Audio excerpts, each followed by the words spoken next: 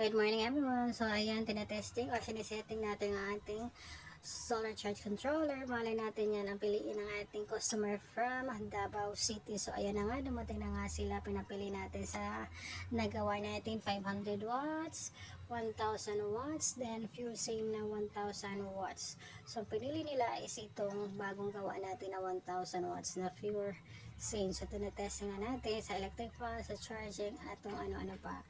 So ayan, so ang pinili nila yung fluorescent kasama na yung battery and panel. So ayan, binabalot na natin ang ating DIY na gawa dahil yan ang kanilang napili. So maraming salamat po, at syempre pinagbibinigyan natin ng extra DC wire, pati yung MC14.